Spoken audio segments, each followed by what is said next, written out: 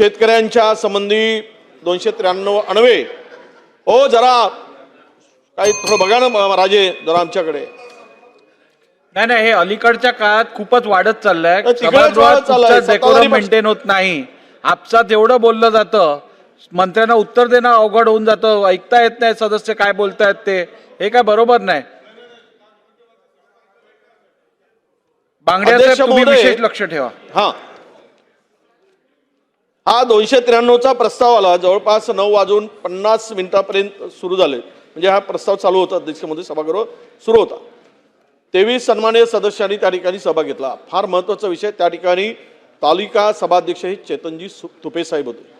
अध्यक्ष महोदय मला सांगा की या सभागृहामध्ये ज्यावेळेस आपण खरं म्हणजे नियम 8 नुसार आपण 4च तालिका सभागृहाची म्हणून निवड करतो, पण आपण अलीकडे 8 लोक करायला लागलो.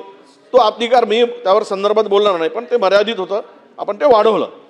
हे नियम 8 मध्ये स्पष्ट तरतूद आहे की 4च्या पलीकडे जाऊ नये. अध्यक्ष महोदय विषय असा आहे की त्या ठिकाणी बसून ज्या पद्धतीनं राजकीय मी तुमच्याकडे तुम्ही प्रोसिडिंग काढून बघा, अत्यंत गंभीर आरोप त्या ठिकाणी बसून राजकीय भाषण करता येतं का? राजकीय आरोप टीका टिप्पणी करता येतं का? आपण अनेक वर्ष त्या ठिकाणी कधीच आपल्याकडून अशा प्रकारची टिप्पणी आम्ही ऐकली नाही. तुम्ही सदस्यावर एखादी वेळेस रागावला असाल, पण राजकीय टिप्पणी केली नाही. पूर्णतः राजकीय भाषण त्या ठिकाणी केलं अध्यक्ष महोदय. आपण त्यावेळेस मी सांगतो जबाबदारीनं की इथे कृषी मंत्री नव्हते. खरं म्हणजे त्या संबंधित खात्याशी राज्यमंत्री सोडल्यानंतर त्या संबंधातील या विषयाला धरून आमच्या प्रस्तावाला कोणी नव्हतं. तरी पण आम्ही सभागृह चालवलं आणि त्यामध्ये हे काय म्हणतात अध्यक्ष महोदय, जरा मी पुन्हा वाचतो कारण हे फार गंभीर आहे. अध्यक्ष महोदय फार गंभीर त्या ठिकाणी टिप्पणी झाली. अशा प्रकारचं होत असेल तर सभागृहामध्ये आम्ही कामकाज कसं करायचं आणि आपण निर्णय घ्या. अध्यक्ष महोदय यामध्ये अध्यक्ष महोदय सन्माननीय सदस्यांनी त्यावर काही प्रतिक्रिया नोंदवल्या असतील. विरोधकांनी काय म्हणतात ते, विरोधकांनी 3 दिवस गोंधळ घातला आणि हा प्रस्ताव आणला. आजही लक्षवेधी सूचना न होऊ देता हा प्रस्ताव चर्चेला घ्या असा आग्रह धरला. शेतकऱ्यांच्या पोटाला चिमटा बसतो आणि त्यांच्यात वाढले गेले पाहिजेत अशी भूमिका सरकारने घ्यावी. सरकार पक्षाचे मंत्री आणि सर्वजण या चर्चेसाठी उपस्थित आहेत असं म्हणतायत ते. या पण स्वतःच्या पोटाला चिमटा घ्यायला मात्र विरोधक तयार नव्हते. भूक लागल्यावर जो तो निघून जातो. त्यामुळे शेतकऱ्यांचे प्रश्न मांडणे आणि किती आवश्यक किती राजकारणी नाटकी आहेत हे या सर्व प्रकारातून दिसते आहे. असाही खोचकटोला काही सन्माननीय सदस्यांनी त्यावेळेस लगावला होता. त्यामुळे यामुळे हे सभागृह चर्चेचे आहे, कायदेमंडळ आहे, येथे चर्चा होते. अध्यक्ष महोदय सरकार चर्चेसाठी तयार आहे. आजही सर्वजण बसून आहेत, मंत्री महोदय बसून आहेत, मध्यरात्रीपर्यंत चर्चा करण्याची तयारी आहे. पण दुर्दैवाने माझ्यासमोर अनेक नाव आले आहेत, ते मी वाचतो असं ते म्हणाले, पण ते आज येथे उपस्थित नाही. त्यामध्ये सन्माननीय सदस्य बापूसाहेब पठारे, बाबासाहेब देशमुख, अभिजित पाटील हे तिघेही उपस्थित नाही. सन्माननीय सदस्य सर्वश्री अबू आजमी, रईस शेख हेही उपस्थित नाहीत. त्याचप्रमाणे सन्माननीय सदस्य श्री मनोज जामसुदकर, महेश सावंत, अनंत नरे हेही या ठिकाणी उपस्थित नाहीत. त्यामुळे नक्की काय समजायचे. आज सकाळी सभागृहाची विशेष बैठक होती. अध्यक्ष म्हणून मी सभागृहात सकाळी 9 वाजल्यापासून उपस्थित आहे. आता 13 तास झालेत. मी या सभागृहाच्या लॉबीच्या बाहेर गेलो नाही. मी जर बसू शकतो तर ज्यांनी प्रस्ताव आणला ते का बसू शकत नाही, तिथून बोलतायत. त्याच्या पलीकडे काय म्हणतात अध्यक्ष महोदय, शेतकऱ्यासारख्या विषयावर चांगल्या सूचना कोणत्या येत आहेत आणि शेतकरी हिताचे उद्या आपल्याला काय बोलायचे आहे हे का ऐकू शकत नाही, हा प्रश्न अध्यक्ष म्हणून मलाही पडलेला आहे. त्यामुळे असो हे मगरीचे नकाश्रू सुरू आहेत की काय, ही केवळ राजकारण करायचे आहे की काय, असे सर्वजण बघून एकंदर वाटू लागले आहे. ठीक आहे, ज्यांचे त्यांच्या भाषी, शेवटी शेतकरीच याचा निर्णय घेतील. सभा हे अध्यक्ष तिथून बोलता येतं का अध्यक्ष? समजलं अध्यक्ष महोदय सन्मान्य नाही अध्यक्ष महोदय मला फार गंभीर आहे. या ठिकाणी अनेक तालिका सभा अध्यक्ष म्हणून बसलेत, पण आम्ही इतके 30 वर्ष झाले या सभागृहामध्ये काम करतो अध्यक्ष महोदय, पण असा प्रकार आम्ही नाही पाहिला अध्यक्ष महोदय. अशा पद्धतीचा राजकीय त्या पदाची गरिमा, आम्ही तालिका जरी असेल तरी त्याला अध्यक्ष म्हणून संबोधून अध्यक्ष महोदय म्हणून भाषणाची सुरुवात करतो. आम्ही काय तालिका सभापती अध्यक्ष म्हणून करत नाही. त्याला तोच मान देतो आम्ही त्या ठिकाणी, त्या खुर्चीचा सन्मान आहे अध्यक्ष महोदय. आणि अशा वेळेस जर अशा पद्धतीचं या ठिकाणी वक्तव्य होत असेल किंवा तिथून राजकीय भाषण होत असेल अध्यक्ष महोदय, तर मला वाटतं की हे अधिकार जर या 9 तालिका सभाध्यक्षांनी जरी अध्यक्षपदाचे सर्व अधिकार प्राप्त असले तरी आपण आपल्या सांगण्यावरून हे कधीच असं झालेलं होऊ शकत नाही. आपण हे सांगूच शकत नाही. आपल्या सूचना ह्या होऊ शकत नाही अशा प्रकारच्या.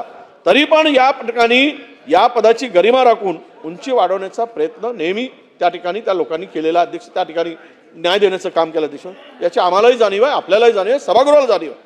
विधिमंडळातील पीठासीन अधिकाऱ्याचे स्थान हे सभागृहातील सत्तापक्ष आणि विरोधी पक्ष यांच्यातील दुवा व न्यायदानाचे ते आसन आहे असं आम्ही मानतो आणि आहेच.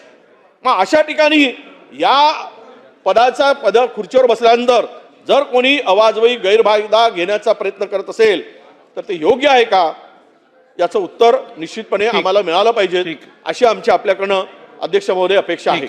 मी शेवटचं एक सांगतो, माझी इच्छा अध्यक्ष महोदय की या धारणेविरुद्ध त्यांना आपल्या आसनावरून सरकारची बाजू मांडण्याचे अतिरिक्त अधिकार दिले आहेत असं होत नाही आणि त्यासाठी ते पात्र आहेत काय. एखाद्या मंत्र्यांची किंवा सरकारची अथवा एखाद्या सत्ताधारी पक्षाच्या सन्मान्य सदस्याची भूमिका ते या सभागृहात सर्वोच्च स्थानावरून मांडण्याची प्रथा, परंपरा किंवा संकेत या महाराष्ट्राच्या सभागृहात यापूर्वी अनुभवले गेले आहेत काय, हेही आपल्याकडून आम्हाला जाणून घ्यायचं आहे. अध्यक्ष महोदय, सभागृह चालवणे किंवा सभागृहातील गणपती टिकवून ठेवणे संबंधित मंत्री उपस्थित आहेत किंवा नाहीत याची खातरजमा करण्याची जबाबदारी संसदीय कार्यमंत्री यांची आहे किंवा सरकारची पण आहे असा आमचा समज आहे. पण काल या सभागृहामध्ये सुनील प्रभू ज्यावेळेस त्यांचे वडील वारले आणि हे सगळे सन्मानित सदस्य त्या ठिकाणी सभागृहात उपस्थित राहू शकले नाही आणि त्यांचाही या ठिकाणी उल्लेख झालेला असताना अशा पद्धतीनं नकाश्रू वगैरे म्हणणं आणि म्हणून ही भूमिका योग्य आहे का या संदर्भातला खुलासा करावा आणि याच्या पुढे असं राजकीय स्वरूपाचे वक्तव्य करणाऱ्या तालिका अध्यक्षांना त्या खुर्चीवर बसण्याचा अधिकार यापुढे आहे का याचाही खुलासा या ठिकाणी व्हावा अशी आमची आपल्याला विनंती. अध्यक्ष महोदय. सन्माननीय अध्यक्ष महोदय, सन्माननीय अध्यक्ष महोदय, ज्येष्ठ सहकारी माझे विजयजी वडेट्टीवार यांनी ज्या वेळेला तालिका सभापतींचं स्वतःचं केलेलं निवेदन किंवा त्यांनी केलेलं स्टेटमेंट त्या खुर्चीवरून हे वाचून दाखवल्यानंतर आपल्या चेहऱ्यावरचे भाव बदलले. त्याच वेळेला मला माझ्या प्रश्नाची उत्तरं मिळालेली आहेत. त्यामुळे त्याच्याकरता जास्त काही मी बोलण्याकरता या ठिकाणी उभा नाही. परंतु अध्यक्ष महोदय, हे चुकीचं आहे की त्या ठिकाणी बसून तुम्ही अशा पद्धतीनं आमच्यावर टीका टिप्पणी करता, शेरेबाजी करता. इथून बोललेल्या शब्दालाच बाहेर महत्त्व जेवढं नाही तेवढं त्या खुर्चीवरून बोललेल्या शब्दाला महत्त्व आहे. आपण एखादी गोष्ट या ठिकाणी बोलता, एखादा निर्णय देता, तो प्रेसिडेंट होतो अध्यक्ष महोदय. तो प्रेसिडेंट म्हणून त्याच्याकडे बघितलं जातं आणि म्हणून अध्यक्षांनी जर अशा पद्धतीनं आमच्याबद्दल जर टीका टिप्पणी केली तर समाजामध्ये आणि सभागृहाच्या बाहेर आमची प्रतिमा काय होईल अध्यक्ष महोदय.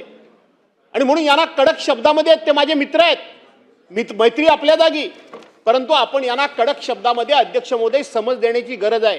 काल सभागृहामध्ये जवळजवळ 2 तास 2 लक्षवेधी चालल्या. आम्ही नाना तऱ्हेचा टावो फोडून सांगत होतो, हे काय चाललंय काय, तुम्ही बोला, तुम्ही बोला, तुम्ही बोला, तुम्ही भाषण करा, तुम्ही भाषण करा, भाषण करा. लक्षवेधीवर 2 तास. आपण जेव्हा म्हटलं होतं की 6च लक्षवेधी आपण घेतल्या, पूर्वी आपण लोकांना न्याय देण्याकरता लोकांना म्हणजे सदस्यांना न्याय देण्याकरता जास्त लक्षवेधी घेत होतात. BSc मध्ये आम्ही हा चर्चेला मुद्दा आणला. आपण मान्य केलं की आपण त्या लक्षवेधी कमी करू, परंतु त्या 1 तासामध्ये तुम्ही संपवल्या पाहिजेत, आम्ही मान्यता दिली. आणि म्हणून अध्यक्ष महोदय, विजय वडेट्टीवारांनी आमचे सन्मान्य सदस्य विजय वडेट्टीवार वाचल्यानंतर आपल्या चेहऱ्यावरचे भाव बदलले. मला असं वाटतंय की आपण तालिका अध्यक्षांना अतिशय कडक शब्दामध्ये समज देण्याची गरज आहे. आणि तालिका अध्यक्ष बसतो तो ज्यावेळेला तालिकेवर बसतो त्यावेळेला पूर्णपणे अध्यक्षच असतो.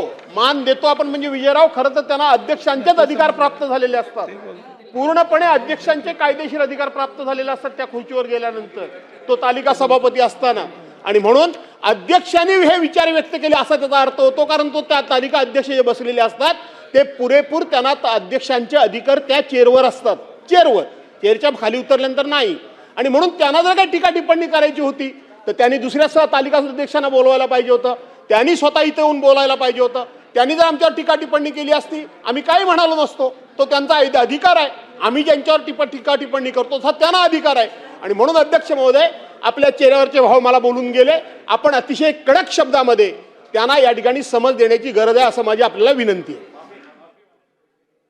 अध्यक्ष सांगितलं की महाराष्ट्राच्या विधिमंडळाचं कौतुक आणि गौरव हे पूर्ण देशामध्ये केलं जातं आणि हे जे आसन आहे अध्यक्ष महाराज आपण त्याच्यावर बसलेलं आहात याची एक प्रथा परंपरा वैचारिक जी लेवल आहे ती देशातल्या बाकी विधानसभापेक्षा आपलं जास्त आहे. मी लोकसभेतही होतो त्यावेळेसही महाराष्ट्राच्या विधानसभेची चर्चा यायची तर त्याच्यामध्ये सगळ्यात महाराष्ट्राचीच नाही तर देशातल्या सगळ्या विधानसभेमध्ये आपल्या विधानसभेचं एक वेगळं महत्त्व प्राप्त होत होतं. अध्यक्ष महाराज अलीकडच्या काळामध्ये या परंपरेला आणि प्रथेला कुठेतरी ठेच पोडतोय. अध्यक्ष महाराज आपण हे जी काही आपण तालिका अध्यक्ष नेमतो त्याला आपले काही आपल्यालाच आता अध्यक्ष महाराज त्याच्यामध्ये त्यांची चौकट त्यांचं नियम आणि त्यांचं कर्तव्य आपल्याला या ठिकाणी निश्चित करावं लागेल अध्यक्ष महाराज आणि आपल्याला त्या पद्धतीचं एकदा त्यामध्ये आपल्याला सूचना द्यावं लागतील आदेश द्यावं लागतील अध्यक्ष महाराज.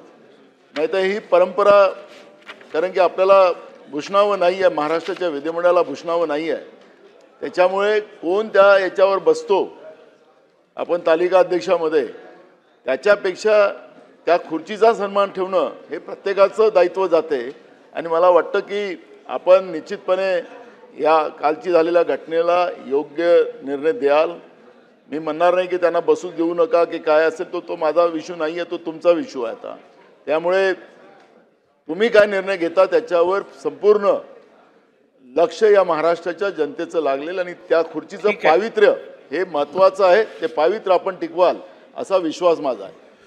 सन्मान्य सदस्य विजय वडेट्टीवार साहेब, भास्कर जाधव साहेब आणि नाना पटोले साहेब यांनी काल सभागृहात आणि आज सकाळी सभागृहात जे काही घडलं त्या संदर्भात काही आक्षेप नोंदवलेला आहे. असं होत असताना आपल्या सर्वांनाच माहीत आहे की महाराष्ट्र विधानसभा महाराष्ट्र विधिमंडळ मी अनेक वेळा सांगितलेलं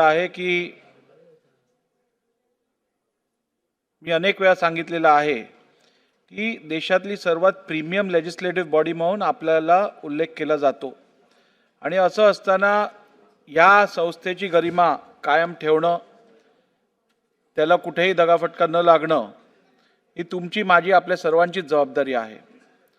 आणि विशेष करून ज्या वेळेला या आसनावरती जो व्यक्ती विराजमान असतो त्याच्यावरती ही अधिक जबाबदारी असते की या सभागृहाची गरिमा कायम ठेवून जी उंची या सभागृहाने गाठली आहे ती कायम ठेवणं ही त्याची जबाबदारी आहे, ह्याबद्दल दुमत नाही.